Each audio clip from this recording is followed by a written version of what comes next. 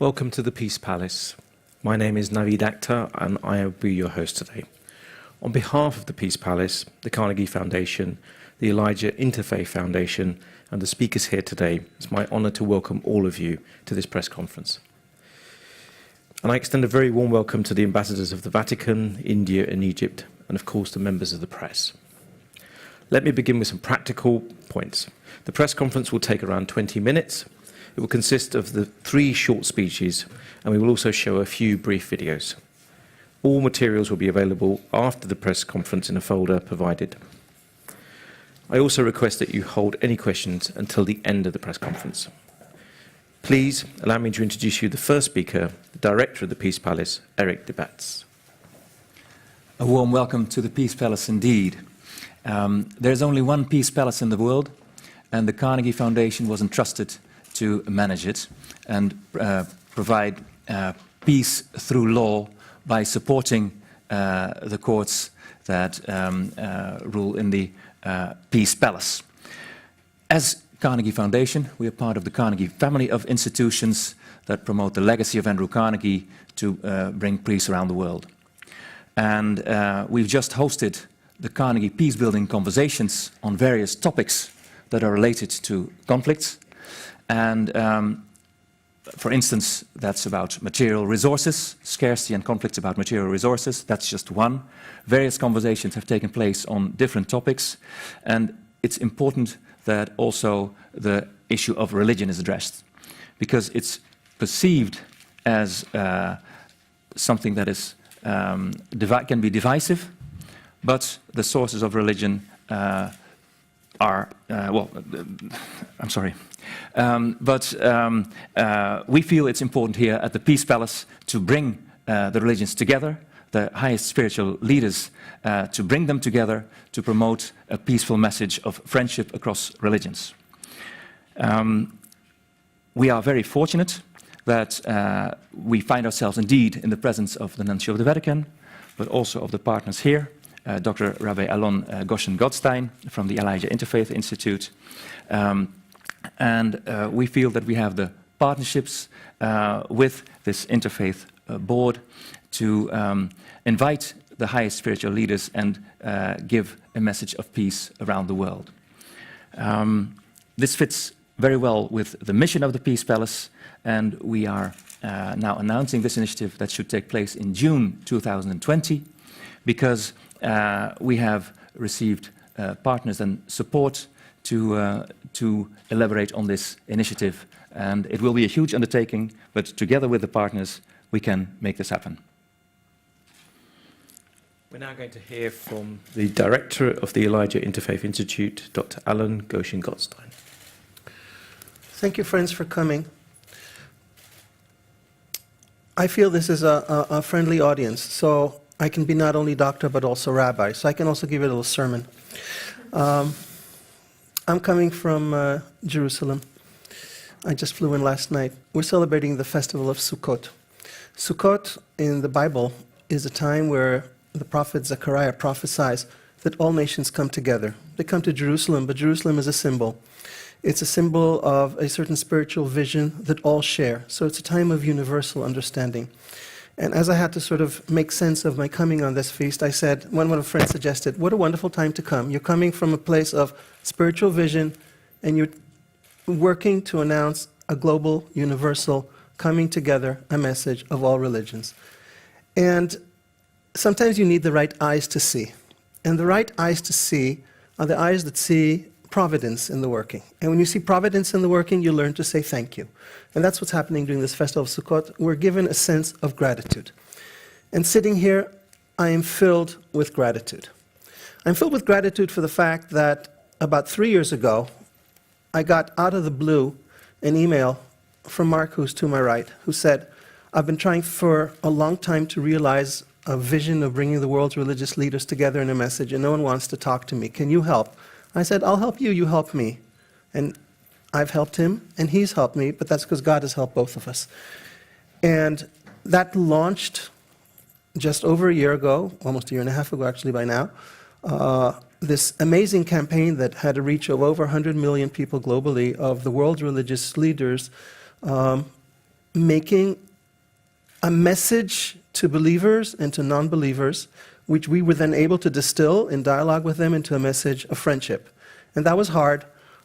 Your boss, well, your immediate bosses said no, but then the top boss said yes. So we managed to get the Pope, despite the fact that the Vatican said no. And we had so many difficulties along the way. And at the end, this miraculous thing happened. We were able to launch it. And it caught like fire, and the world listened. And one of the people who listened was my second partner here, Eric de Batz, who, having seen the impact of this message, said, wow, we're the Peace Palace. We need to find a way of bringing this message of friendship on board. And together with Mark, they turned to me and said, Alon, there must be a way where we can take all this work that you've done with the world religious leaders and amplify it further. And amazing, we're here, we're sharing this moment. I'm so grateful to you, and I'm so grateful to you, and I'm so grateful to all of you for sharing this moment, sharing this enthusiasm, making something happen. So the eyes of faith, which is what Sukkot teaches us, are you look at every little step along the way, and then you develop the appreciation how every little step takes you to the fuller vision. So a word or two about the steps and a word or two about the vision. I just learned the secret yesterday at Ben Gurion Airport. I went through security, and I'll be 62 in a few weeks, and the security agent looks at me and says, you don't look a day over 53. I said, thank you. I just sat in the session there, and I learned that the key to youth is always working on a shoestring. So I guess somehow working for 20 years and more than that in the field of bringing world religious leaders and communities together on a shoestring is keeping me successful, or young. And that youth and that youthful attitude has itself been a source of great blessing, because in the space of 20 years, we have created the highest ranking group of world religious leaders who are functioning, who are meeting, who come together biannually, who issue statements, who think together what the world needs. With the resources of scholarship and leadership, we've created a kind of unique approach, and it's that unique approach that stood well for Mark's invitation to convene these religious leaders, but also to find a new approach. Because how many times have we heard that all religions believe in peace? And it's probably true, I imagine they really do. But yet we don't hear the message anymore. It's old, we've lost something about it. We need to find a new way of hearing it. Because we had done a project on friendship across religions, we had developed this category. We developed the theory of how to take ideas that are inside each of the religions to communicate them beyond the religions. So internal teaching becomes external teaching. Messages of friendship are not only within, messages of friendship also extend beyond.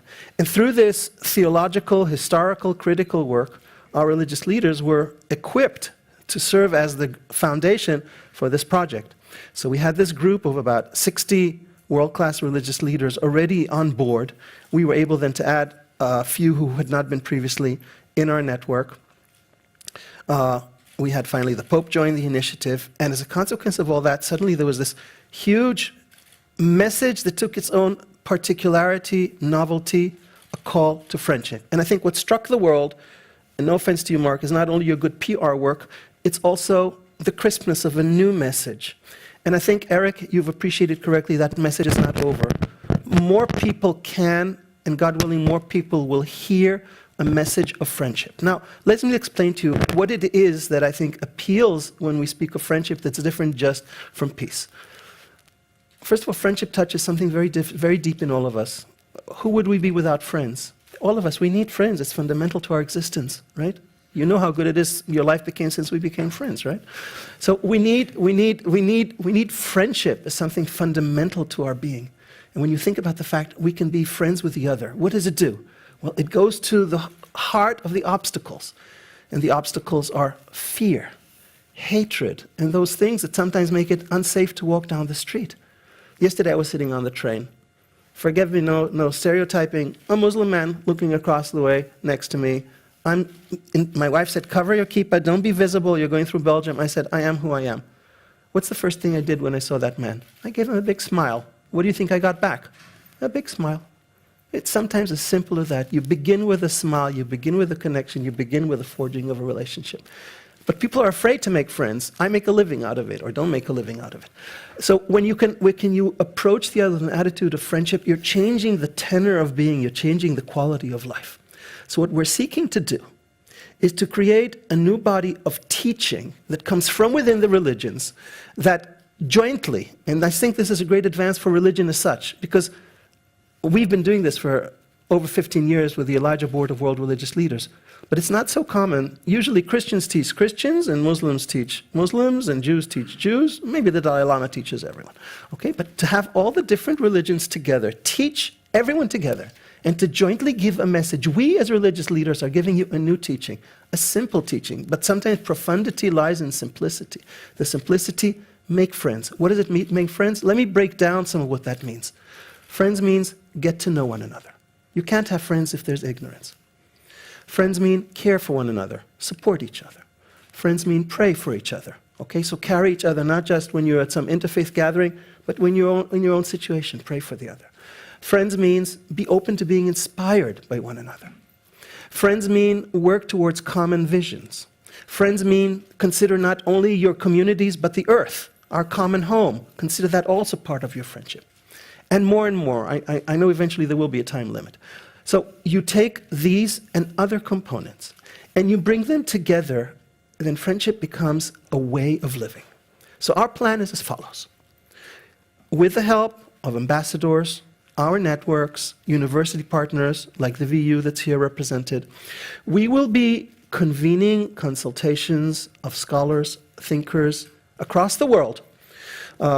We have already started a process of consultation. In November, the next meeting of the Elijah Board of World Religious Leaders in Spain will be discussing this.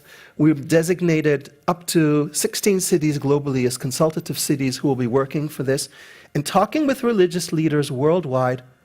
What is friendship? What do you need? What needs to go into the statement? So the statement is going to grow organically from a consultative process of academics, religious leaders, the top religious leaders, and making certain that no one is left out, and that those voices that could be potentially the hardest to negotiate are fully on board, fully related to, and everyone is comfortable with a joint message to their communities. Now, this... Maybe I can add to that. Please. Because, of course, this will be a huge undertaking. It will require support from the various faiths. And for us as Peace Palace, we want, of course, to bring peace, and we are an impartial venue. So the fact that this is an initiative across religions, where the board of the Interfaith Institute that has Muslims, Buddhists, Hindu, Sikh, Christian, and Jewish traditions among them is crucial for us.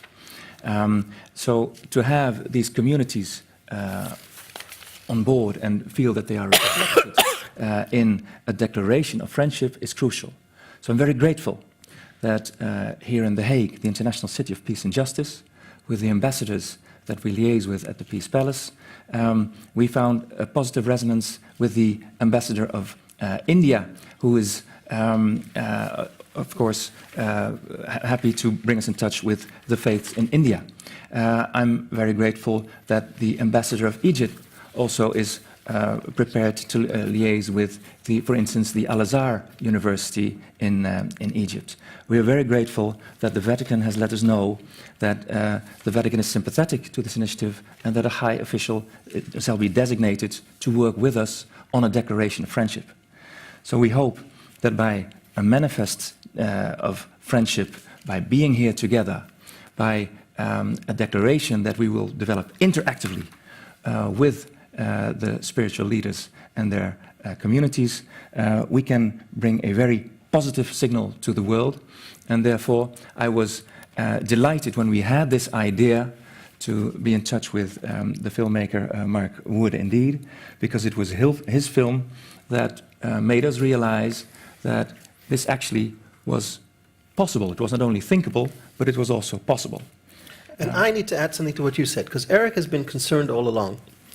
How are we going to deal with the Muslims and others who have teachings to the contrary?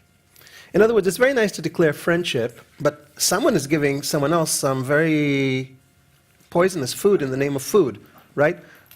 Someone out there is sending out a religious message that other people are buying, and it's the opposite of what we do. So how do we engage those alternative voices?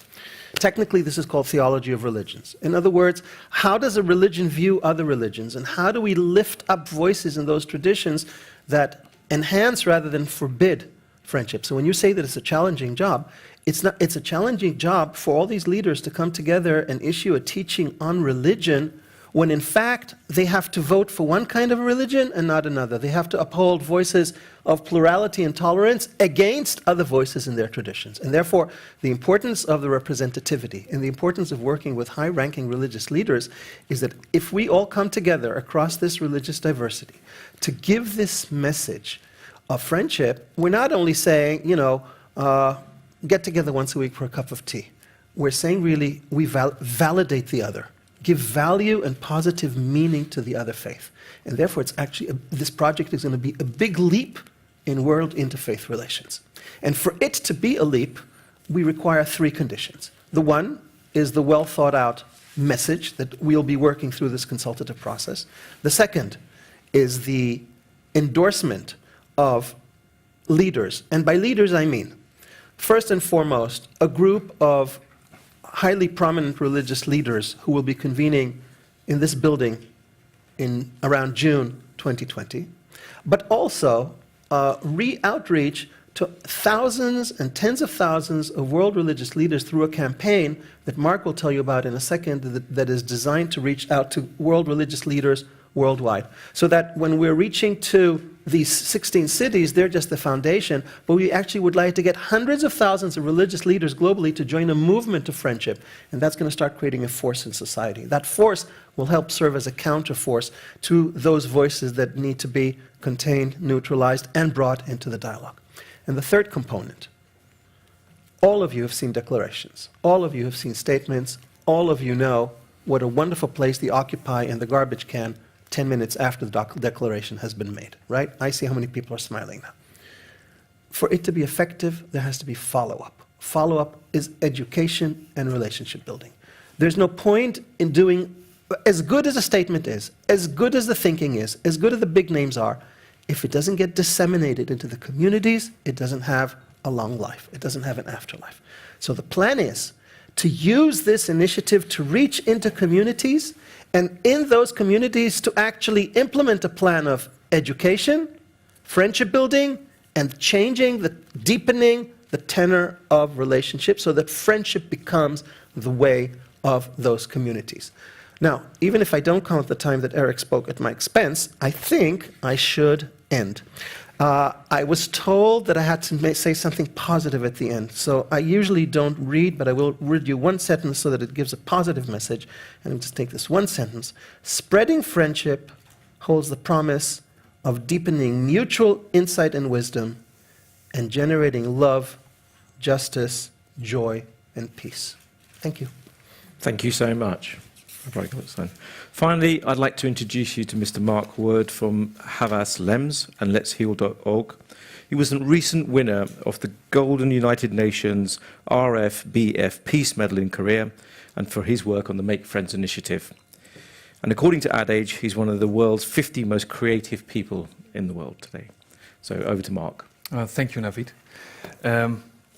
Today is a very special day for me. It's the day for me to proudly hand over the torch to my friends at the Elijah Interfaith Institute and the Carnegie Foundation. And I'm grateful that this adventure we initiated a few years ago with the help of so many wonderful people could become just a preview of something bigger and more impactful than what I could have foreseen. The declaration of friendship that will hopefully bring more peace to the world. And as the two of you already said, it all started with the joint video appeal by the world's most prominent religious leaders, and I think it's a good moment to see that appeal again. You probably all saw it in the news, but hopefully we can show it now.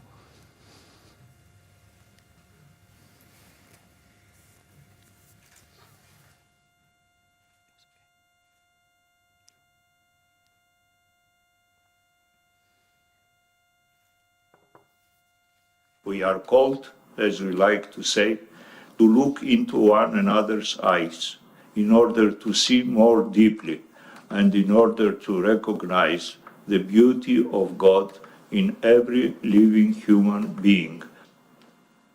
Our advice is to make friends to followers of all religions. Muy importante porque mi vida religiosa se enriqueció con explicaciones de él.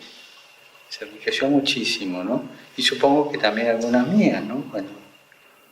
Fue nuestra vocación religiosa la que propició el que nos encontremos en la vida.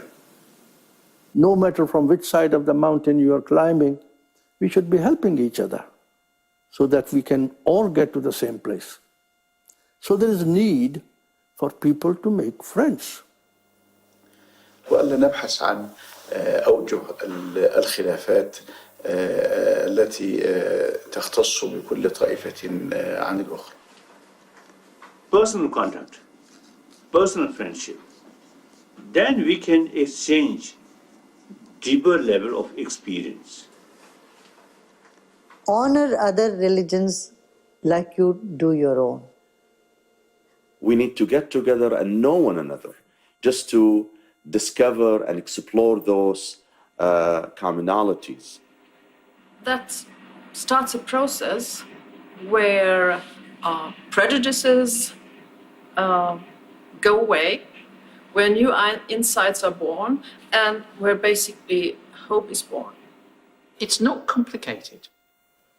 I would say to everyone, start with sharing what we all share, which is the pleasure of conversation. One of the wonderful things about spending time with people completely unlike you is you discover how much you have in common. The same fears, the same hopes, the same concerns. I think I'll keep it very simple. It's probably time to talk less, listen more. അങ്ങനെ വിശ്വസൗഹാർദ്ദ ഒരു യാഥാർത്ഥ്യമാകട്ടെ. So that was the joint video appeal. And in 2015, this adventure started when I met a British Muslim man named Miraj Islam in London. And there he said something that really struck me. And basically he said something that put all of this into motion. So without Miraj Islam, we wouldn't be here. Maybe it's good to look what he said at that time. I feel like they think I'm a terrorist, that I am a bad person, and that is purely based on how I look and how I'm not even dressed, it's just the colour of my skin. Yeah, and after some research it became clear to me that Miraj is not alone in feeling this way. People all around the world that think or believe that members of other religions think negatively about them, while in reality the vast majority are very open and very positive towards members of religions other than their own. And that's not just my opinion, it's a fact. And that has been proven by a large worldwide locality study conducted by Martijn Lampert from the research company Motivaction. So you could easily say that we found a huge misperception. And not only a misperception, it is a very dangerous misperception because it can create social tension, hostility, and even violence. Because, you know, if you think that the religious other does not like you, does not respect you, or even hate you, friendship and compassion are distant possibilities. You know, if you think that the other hates you, you just might preempt expected behavior and hit first. And personal contact is the key to reduce that misperception, and who better, at that time I thought, than the world's most prominent religious leaders could correct that misunderstanding and promote personal contact via the joint video appeal. And when I got that idea, we became obsessed by the idea of making that happen. And only with the help of the Elijah Interfaith Institute and many other wonderful people, we could make it happen. It took well over 2 years. It was an incredible adventure, and we are very happy that it was seen by millions and millions of people in the news all over the world. And we hope it helped easing social tension. And in 2017, this adventure, this new adventure started. Eric saw me talking about this video appeal by the leaders on Dutch television. He called me, you called me, and asked if I'd like to do it all over again, but this time here at the Peace Palace. So the same message, but then here at the Peace Palace. And you can imagine that I was not an instant big fan of that idea, because it would take so long. But after a while I thought, what if we could arrange to formalize an official rejection of interfaith hostility? So what if we could formalize an official rejection of interfaith hostility by the world's leading religious leaders? A declaration that their faith absolutely rejects interfaith divisions or religious intolerance. And so the idea of the Declaration of Friendship was born, and I was very happy that you accepted the idea. I also realized at that time that crafting such a declaration requires a set of skills that I, or my company, or my NGO do not possess, because it will be a huge undertaking. And so I'm very happy that Alon and Eric, with their enormously capable organizations, will take it from here. It is my dream that we can all be one family, and my hope is that our family name will be Compassion, and I strongly believe that passing the torch today towards you, to Alon and Eric, will make that dream come true. Thank you. You may know that at the beginning here in the Netherlands of the fiscal year, the Dutch government comes together in an interfaith meeting. That took place just a week ago. The various faiths in the Netherlands inspire the Dutch cabinet before they go to Parliament with the budget and the annual plans. Many ambassadors are present during that event. I had the pleasure and the privilege of being active as a volunteer in interfaith activities, and of course, in the mission of the Peace Palace to promote peace around the world. May peace prevail. It would be wonderful if such a signal of friendship across religions could take place at this iconic venue. So I'm very grateful for the support we have. This is an impartial and inspiring venue. So coming here together, we hope that such a summit and a declaration of friendship will have a very positive impact on communities that do not feel friendly towards one another, because as I understand the various teachings, that they are peaceful and they promote having the conversation as we just learned in this inspiring video film. Can I interrupt you now? Our long-term plans for this venue actually are more extensive than just holding the declaration here. Basically, there are two gods. There's God and there's money, as you know from God and Mammon. So God willing and funding permitting, the plans include not only having the declaration, but actually having other ongoing interreligious educational activities at the Peace Palace, including a summer school, including a summer, we call it HOPE, because it delivers hope, has the acronym of prayer and education in it. But the idea is a festival, an interreligious festival based on community participation, so that your idea of this venue delivering this message to the world is also something of a longer-term vision and not just the one-time vision of the meeting in 2020. Peace needs to be sustained. Friendship needs to be sustained. Yeah.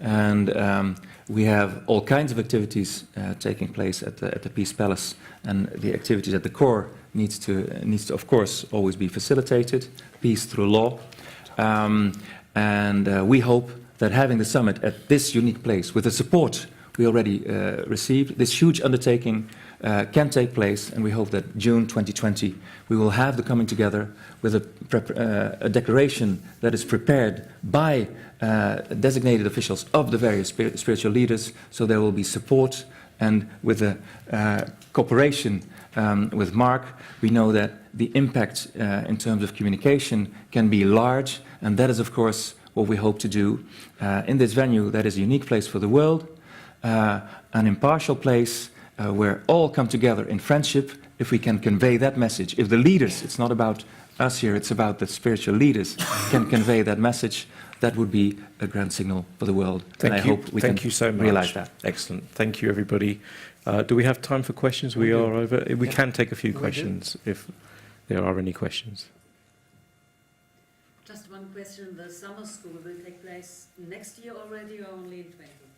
This will have to rely on the efforts of our partners and eventually also on funding. But I think first and foremost, it's about coming together by the spiritual leaders. So I'm very grateful for that support, and that is where we build on now, and we will then see what all we can do in addition. Any other questions from anybody? Could I ask a question? Over the last 2 or 3 days, we've had these conversations for peace here at the Palace, and we've had over 60 speakers dealing in 20 sessions of issues of peace. And one of the things that came from this was, and was regularly talked about, was this whole business, in the business of peace, as in world peace, has always been dealt with as a top-down approach.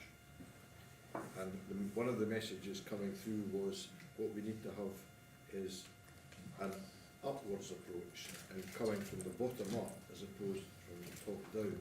And I just wondered if you had any views on how you might be looking at that kind of methodology in getting the word out. I think that's fundamental, and that's why when I said earlier that we are designating a number of cities globally, the whole idea was that rather than just the Peace Palace coming from heaven, so to speak, and proclaiming a message to the world, we want that process to be more organic and coming from different parts. And therefore, there's built into it an element of outreach to community as part of both the design and the implementation, precisely because we so deeply resonate with this two-street or two-way approach that you just referred to. Thank you. And I think it's essential to have the necessary support. Thank you for raising this question, because indeed you mentioned the peace conference that just took place the last 3 days. That was an enormous undertaking. It required a lot of partnerships, and we're engaging in the process to develop these partnerships and make this all happen. And we're very fortunate that we have some crucial partners here together today, and therefore the idea of holding this summit in 2020 is all the more realistic with the cooperation we just received. Congratulations to you, Eric, really. None of it would have been possible without you. We have one last question. Yes. Just to share, and also this association with the Elijah Interfaith Institute. Rabbi Sudendorp is a member of the board of the Elijah World. What are we called? Elijah Board of World Religious Leaders. So to share my gratefulness also that we have come so far, and I've seen how not only the religious leaders, but through them also people of the congregations have been engaged, and I want to also to add sort of to what Eric Davat said about the meeting last week at the big church in The Hague, which is already an event of the last 20 years, and where the people who create it are the people at the grassroots, and the grassroots reach out to the parliament, and I think most members of cabinet are there, but also children from schools, 400 children of schools. So it is an example of what can be done and multiplied to make this a cooperation between the people at the grassroots and the leadership. Can I ask Rabbi Sutendorp to give us the 60-second version? Only because he has different size versions for every story. The 60-second version of your relationship with Imam Ilyasi and its reciprocity, because it touches on Angus's question. It goes to the heart of Angus's question. Well, it was in Amritsar in India, where we had a meeting with Elijah.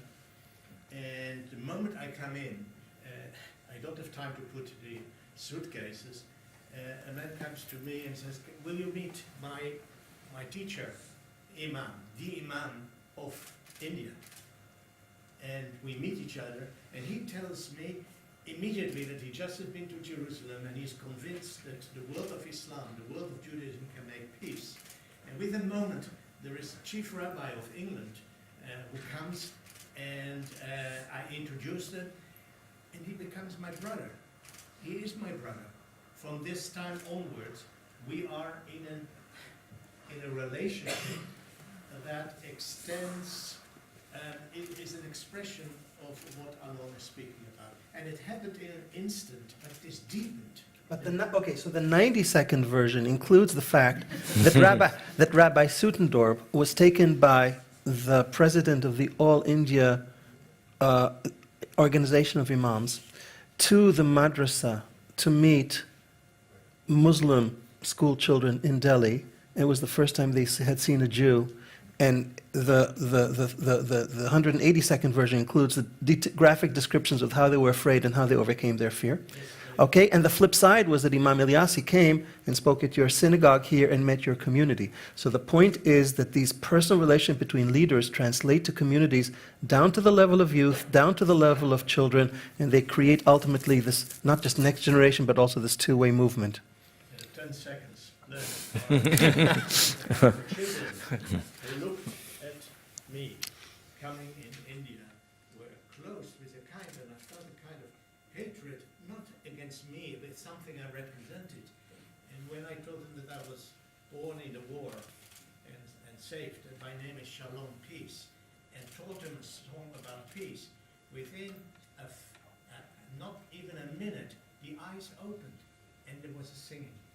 Maybe it's not as simple as that, but at the same time, sometimes it is as simple as that. Yeah, thank you so much. It's a very inspirational story, and I think it's an excellent point for us to stop. I think, thank you so much to everybody on the panel. I think they will be here for a little while longer. If you want to speak to them personally, please do that. And there will be press packs available. If you contact people at the back there, you can get more information about the initiative. Thank you so much for coming. Thank you today. Thank you so much for and to our host, the Peace Palace, for hosting us. Thank you so much.